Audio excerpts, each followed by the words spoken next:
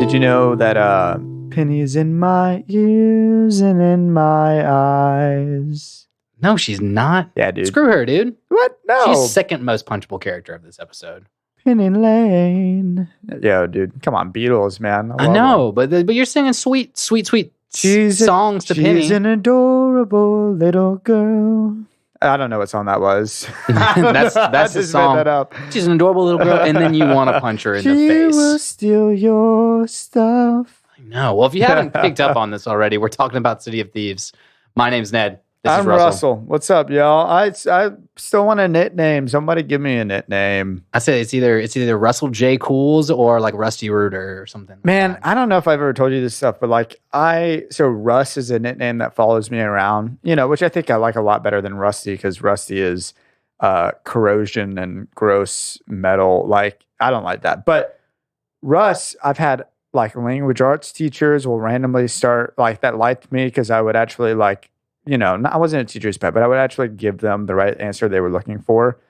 They would call me Russ. I had a math teacher call me Russ, and I'd never asked anyone in my entire life to call me Russ. My roommates call me Russ. I don't know why or who, but it seems like there's definitely a pattern of people that pick up and call me Russ. And that one math teacher, dude, I did not like her, and she called me Russ. And she called you Russ. Yeah, and she freaking went to my sister, and she was like, "Oh, I loved Russ," and I was just like, "Who? Why?" I want to see some comments below, and what do you think we should call Russell? I don't know. We can do a poll, or we can just take the best comments, but just throw it down there. We need some nickety names. We need nicknames, and we also need names for our followers, for our many two fans from India and the U.S. Self-name yourself, man. Just tell us what you want to be called, and we'll do it.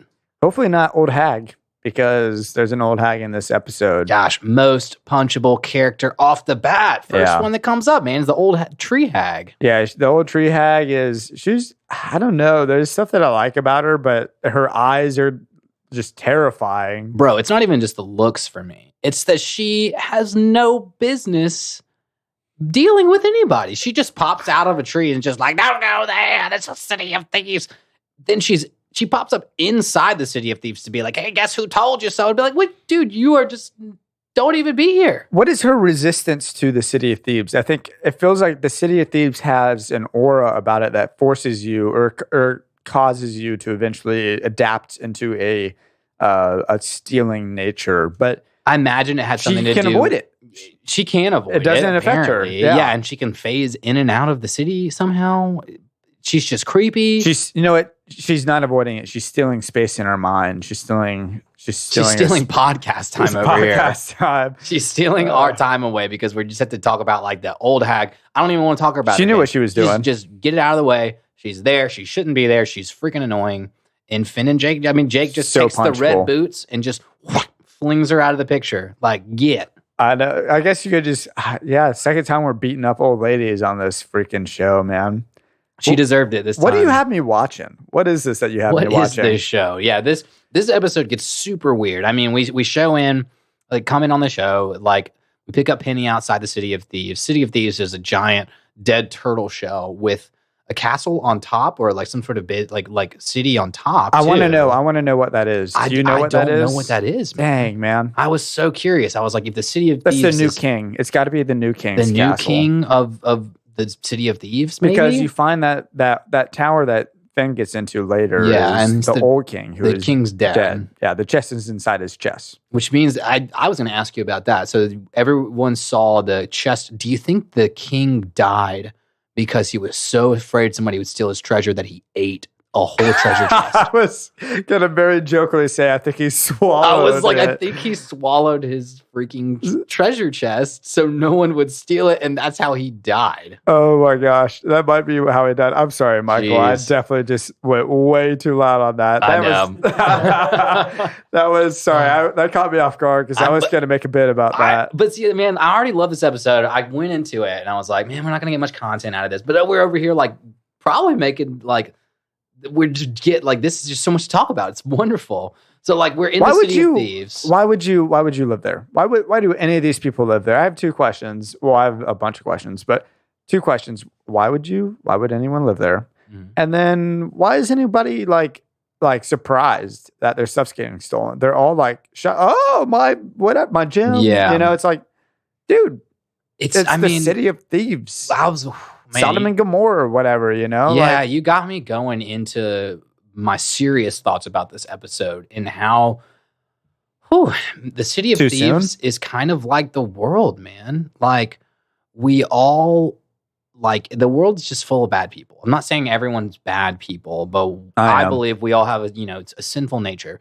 And then when we're wronged, or when we're like, why was I wronged? And then we go and wrong someone else. So it's kind of, I think it's this, we're in this biodome inside a turtle shell, and everybody, like you said, they're stealing stuff themselves, and then surprise stuff's getting stolen from them. It's like human nature, dog. Like, yeah, we need wrong to talk other about people, that. and then and get shocked, and we like, I can't believe that person wronged me. And then it almost makes you think about, when Finn's talking about being pure and cleaning yourself off and not being, subjected to that. Like, we need to sometimes like look at ourselves and see how we've become dirty. I mean, shoot, dude, I know I got serious right off the bat here, but Way serious. Well, let's back up just a touch, but on the same subject, what you're talking about, like Penny.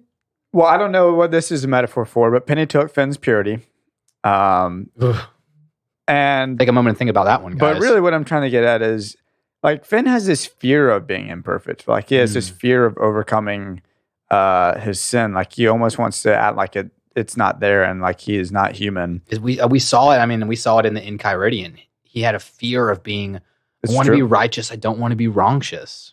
And it's a fear. What was really beautiful, I think, I mean, this is like end of the episode-ish right here, but what was really beautiful about Finn in this episode was, like, you do see his true nature come out, and that when he is going through, he's still a good person. When he takes on the cape, which the cape in this instance is Jake, and he goes around and he steals from people and he's beating people up throughout the entire episode. But in the end, like, his revenge or whatever it's a good-hearted, lawful revenge where he wants to clean Penny. His entire goal is he's not trying to steal anything or whatever. He's just trying to clean Penny. And I feel like that really is telling of his nature.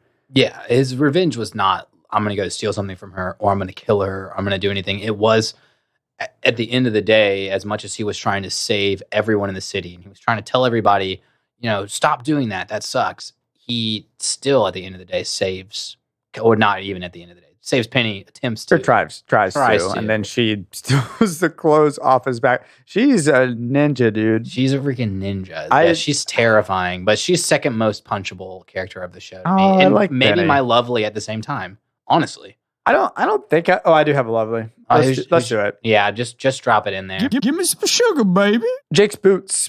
I'm kind of cheating here. Jake's boots are my lovely. They're just awesome. Oh, they are freaking lovely. Yeah. I think they come back at a later episode, man. I think he keeps the boots. I think that's canon. It's not a reference to anything, I'm assuming. I didn't look into like the facts of the episode or whatever, but it does remind me a lot of Ted Mosby's boots. It does remind me. I was gonna say the same thing. It reminds me of Ted Mosby's red cowboy boots. He always relies on How I Met Your Mother. How I Met Your Mother, guys. Go watch that show, man, after you finish Adventure Time, of course. Gosh, that's one of my favorite, like, I almost said romantic comedy sitcoms or whatever. Yeah, sitcoms. It's a good one. It's a good one. But So Jake's boots are your lovely. That's it's weird. It's a weird, great lovely. Yeah, They think could it be cheats. personified. They've got a lot of character to them.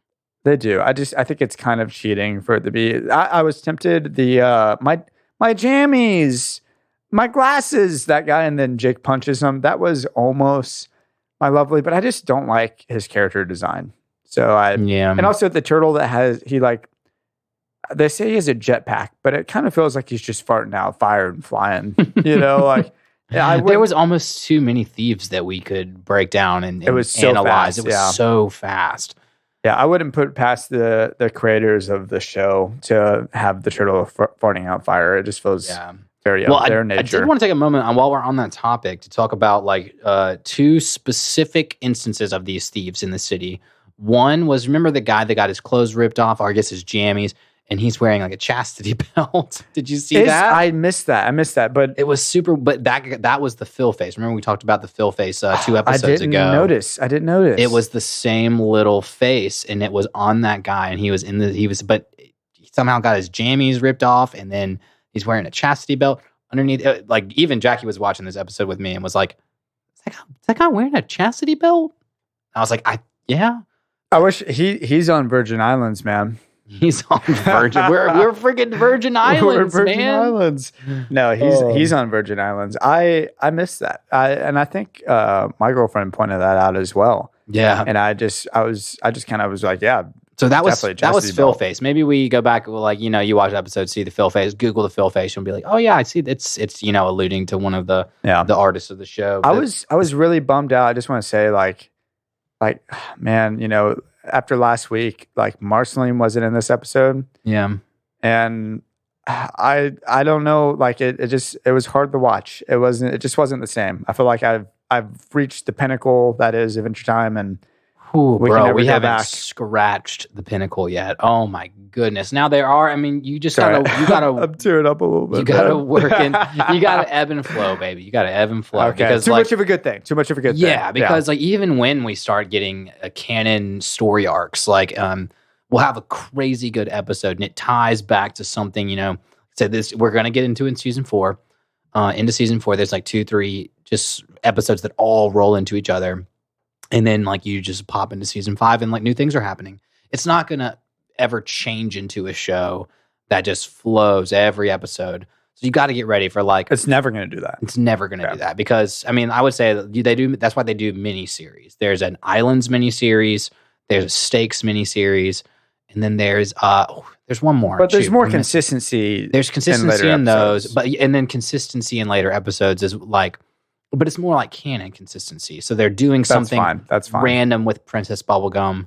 But when Peppermint Butler shows up, like his character stays consistent. He's not just doing new random things all the time. Well, if you can see, my background has changed already on my phone. It's now Heracross from Pokemon, my favorite Pokemon. Oh, so true canon. I had to move on. I think I got a little bit of slack from my girlfriend and didn't go over well. Didn't go over that. Yeah, Marceline on the phone good. is not a good vibe. If you didn't listen to last week's episode, Russell had Marceline as his background. Why would you not? Girlfriend gave him a little slap on the wrist. Why would you not? Whatever. Whatever. Screw it. Let's move on. Moving on. The floor breaks. That's something I wanted to bring up real fast. Yeah, in the tower, the floor breaks automatically. So I don't have a theoretically speaking, but this is just an idea I had. Theoretically speaking. Damn, all right, I guess I had a theoretically Toss speaking. it out. No, yeah, get out of here. This is theoretically speaking, Russell, man. So this is it. I think no one had ever made it to the tower before.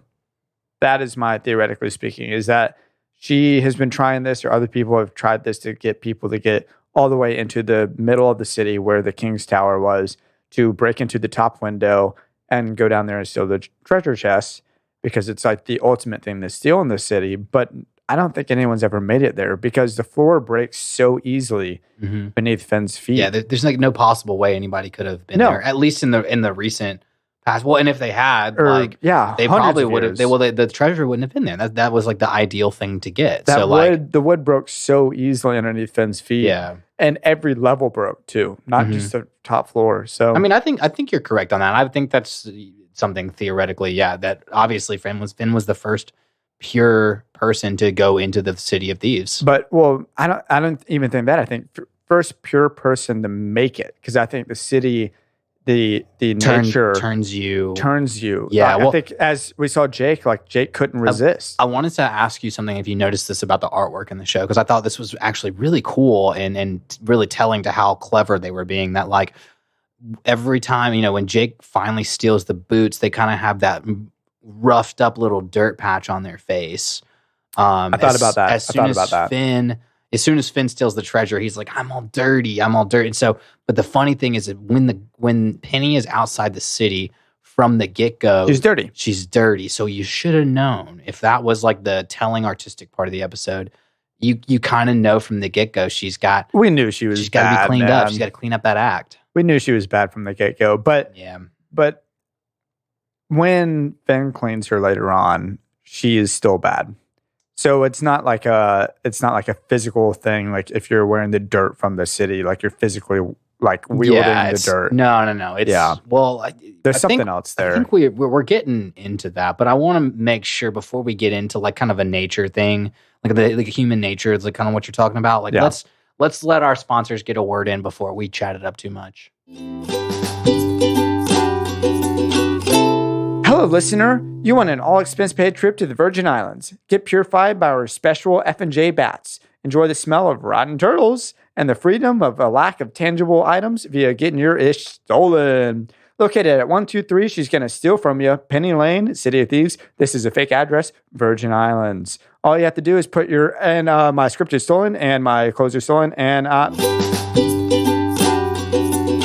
welcome back, everybody. Oh, Virgin Islands. Virgin Islands. We're gonna go take a trip down to the Virgin Islands. This is a very high energy episode of the podcast. It is, man. I'm feeling high energy today. It's a good thing. I feel like we've been so serious on some episodes, and we need to make sure that we're making the listeners feel like they're being entertained, dog.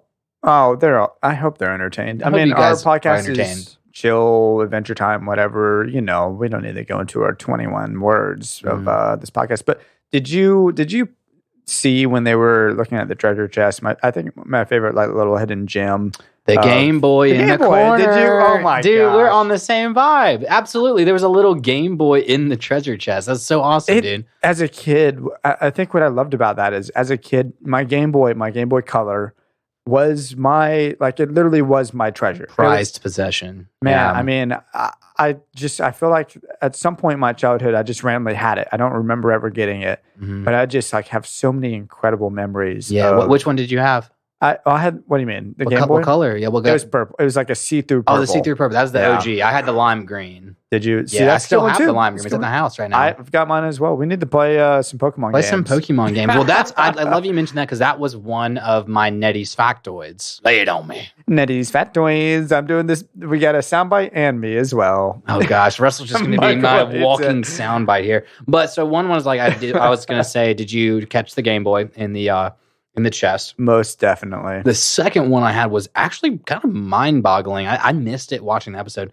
but the appearance of the snail in this episode, when Jake twists his belly to talk. Oh, to and then Penny, he turns around. And then he turns around. Actually, when he twists his belly, it's the first non-physical appearance of the snail like that. Oh, but was it like the snail was like in his belly? Very cool. I totally missed it. And I was like, dang, that's like.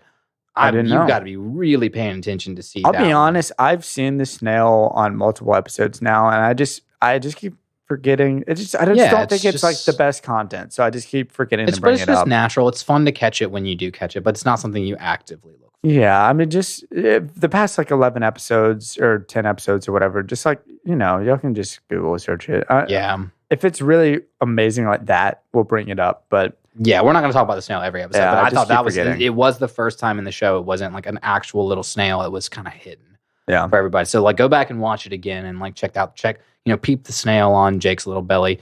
At the other, I've got 2 more factoids here, so we'll get through these right quick.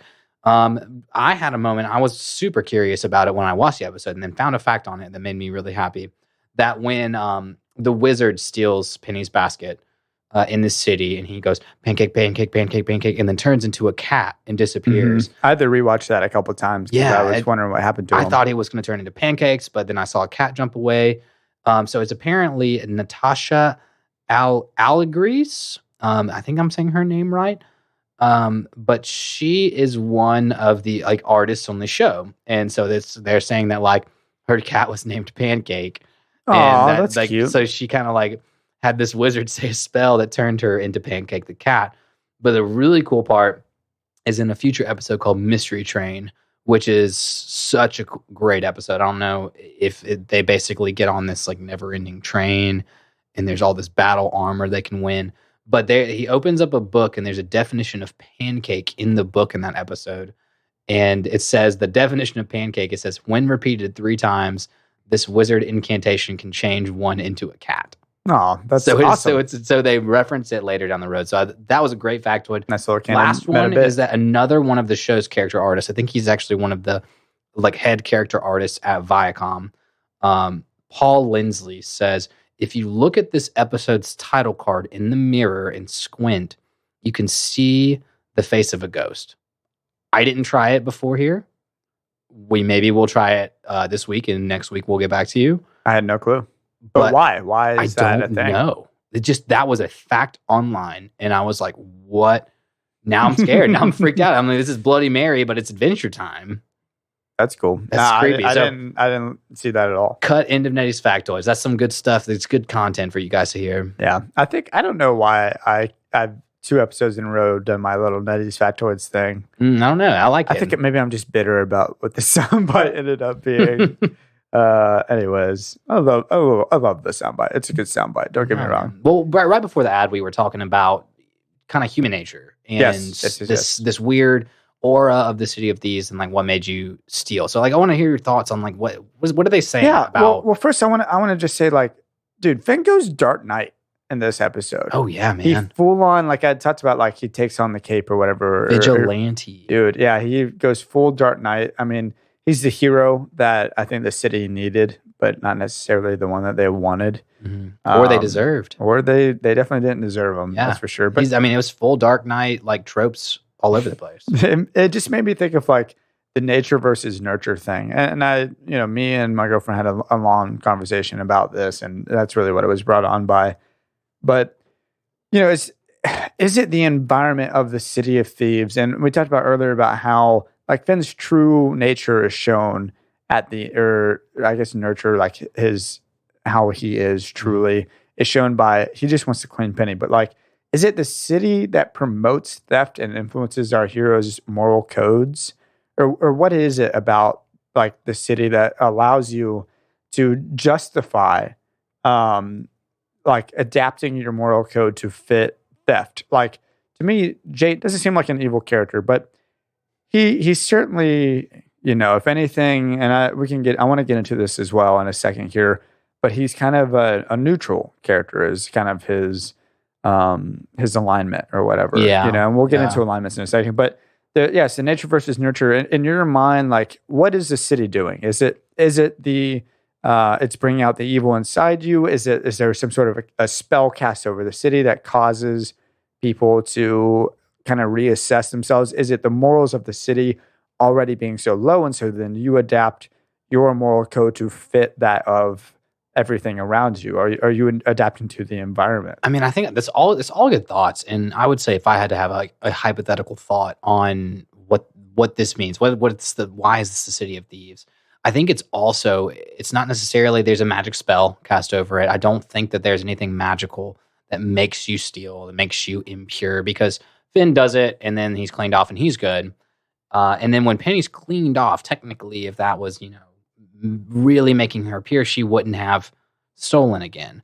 So I think that it's saying that, like, honestly, if this is almost like a congregation of bad people that just like this is the City of Thieves because this is the only place that like these people that have this weird like kleptomania mentality about them can live and function as a society. So it's almost like a kleptomaniac collective, and they all coexist with each other. Interesting. So that's kind of like, and it's created an environment of theft. It's created a self-sustaining environment of theft. That there's just enough. Where's theft. Their food coming from, man? They steal enough to eat it, and then that other bit they don't get to eat probably gets stolen by someone else. So they go and steal it. So it's this weird like somehow it's become like a negative and a unethical way of living, but they figured out how to like self-sustain. So then is Penny evil? Is Penny just, like you're saying, self-sustaining? Is she doing what she needs to do to survive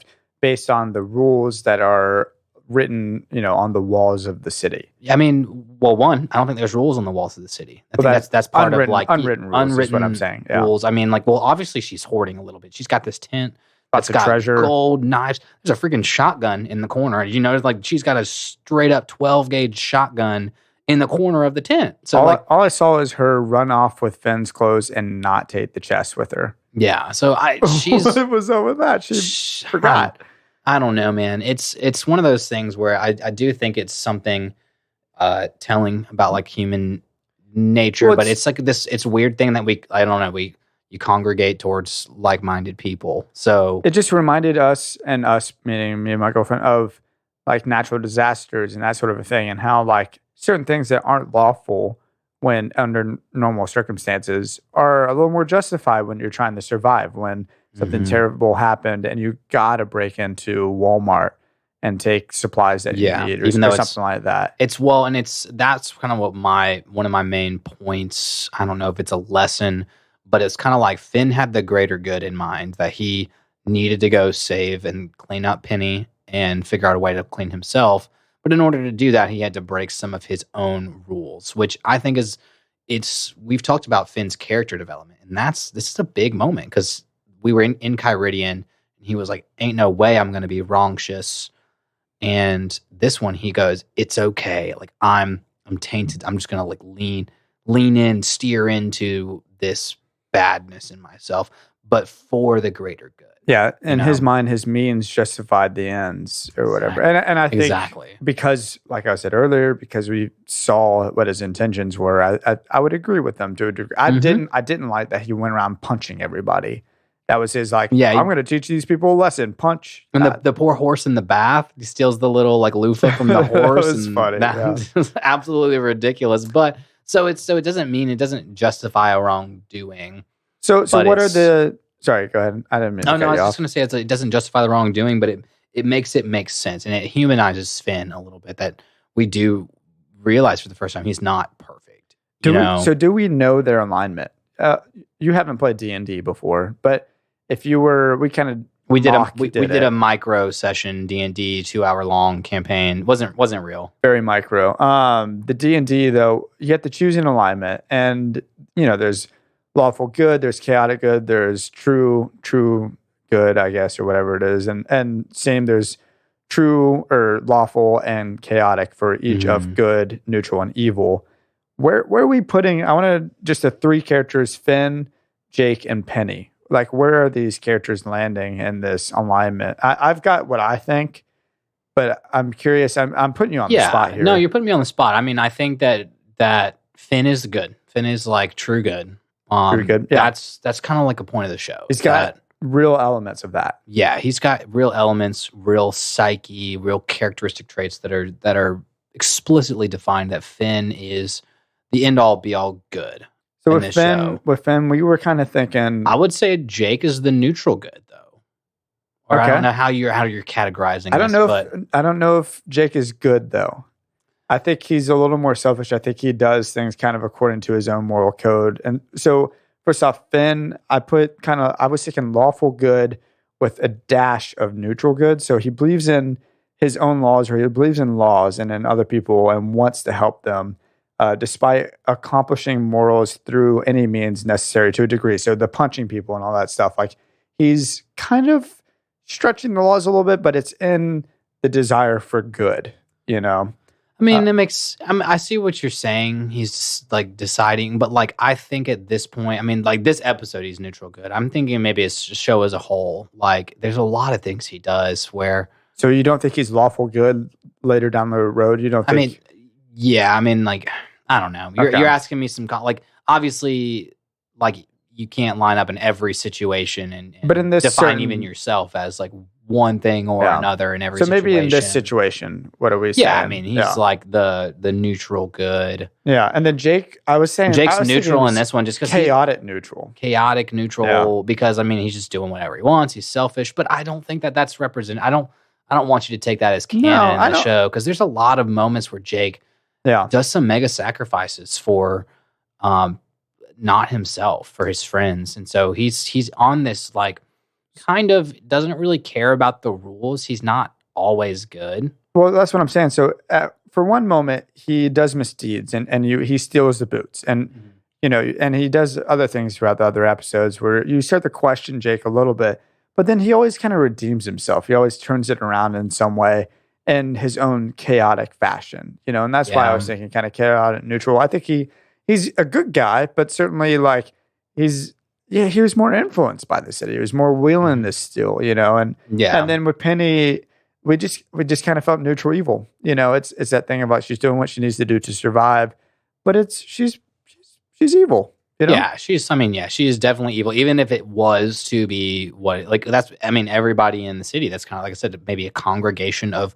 these neutral evil people that Definitely. like, this is the only way they can exist in any society is to create a society of like-minded neutral evil people, which is like a place like we weren't going to bring her up again, but the tree hag, that's what she said. She's like, you don't want to go in there because these people suck. And she's just chaotic. I don't. That's not a thing, but she's wild. Just chaotic. But I think that she's like, hinting to these people don't operate like you do.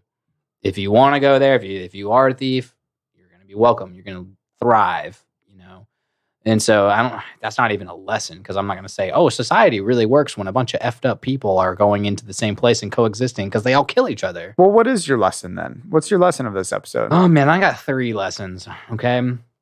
3 lessons. 3 lessons. There's not a soundbite for. I love the no, there. Yeah, we're gonna do a little soundbite for some lessons. I don't know. At some point, I don't know. I'm tapping on a little soundbite there. What's your first lesson? First one is never say ridiculous. That's a good one. Yeah, because Penny was like, "That's ridiculous." Finn's like, "Don't say that," and she's like, "Why?" And he, don't say ridiculous. He was referring to say, "Don't say things." Exactly. But I thought that was a fun lesson. Don't say things are hopeless. If you steal, just go home and take a shower. That's a good one. And the horse is cleansing himself. The horse is cleansing himself. The horse was like, what did the horse steal? Man, I don't know. It's something that you couldn't grab with your thumbs. I know that. You just gotta don't stand behind a horse. I bet he probably he thinks he's just stealing stuff and just being chaotic and that's it. But he is wrecking people by kicking them in the face. A horse is not doing well in the City of Thieves. No, too serious. My last one on my serious note is you can't fix everybody. Some people are just bad and they drag you down with them. And that's kind of like, man, like Finn's trying to help Penny. Finn's trying to help all these people in the city. He's like, don't steal. And he just ends up getting dragged down by their negativity and by the just badness of the city itself. So don't try to fix everyone. And Finn's learned this quite a few times. Like I feel like he learned it in Kyridian, where he was like, I'm trying to be so righteous and not wrongtious, and I can't avoid it. And he's trying so hard there. Avoid the just for some reason that makes me think of like when people date someone because they think they can fix them. Mm-hmm. Gosh, bad situation. Don't put yourself in that. Don't put yourself in that, like because you're going to end up being, stuck in the City of Thieves and living moral codes that you didn't used to live by. And that's my serious lesson. My lesson is, never trust little girls.